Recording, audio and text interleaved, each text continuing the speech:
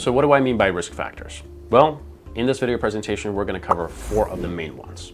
The 4 main ones are going to be tax risk, market risk, major cost risk, and opportunity cost risk. Let's talk a little bit about tax risk. On this chart, what we're looking at is the top marginal tax rate in the US over the past 100 years, and comparing that to the US national debt versus the GDP. I don't know if you guys can notice the red line, but did you know that at one point, taxes in the US went as high as 94%? Can you imagine that? Imagine you made $100. Most of that money goes to Uncle Sam just to pay for taxes. I don't know about you, but that doesn't really get me motivated to want to work. But to give you the logic behind the madness, during that time, we had a huge cost on the US government, and that was because of World War II. So the US government needed to increase the taxes to pay for the airplanes, the soldiers, and the other wartime costs. So our tax rates were very high for a long period of time. And during the 1980s, there was a reverse role that happened. The tax rates went down, but our national debt started to pick back up. Right now, the US is sitting at over $30 trillion of national debt. So here's the million-dollar question that I want to pose to you guys.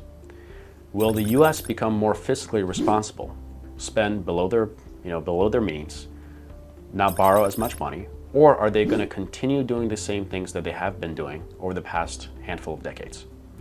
And if they continue doing these things, can the current tax rates be sustainable over the long term?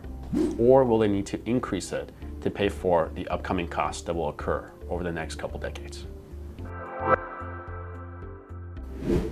And the questions I'll pose to you guys: how much future tax will you owe? How many of you guys are currently watching this video presentation and you're in your 20s or 30s or early 40s? You haven't really hit the highest income cap of your careers.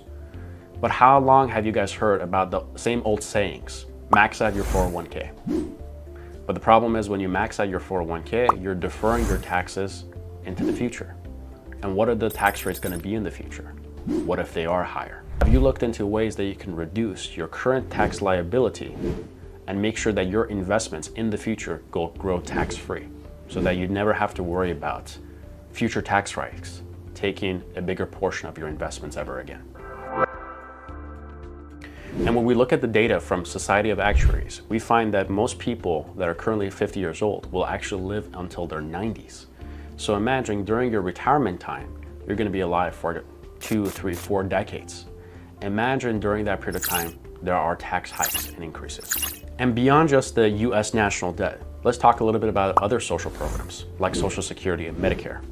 The longer people are alive for, the bigger the burden is on them. And where does the money come from to pay for Social Security and Medicare needs? It comes from our taxes.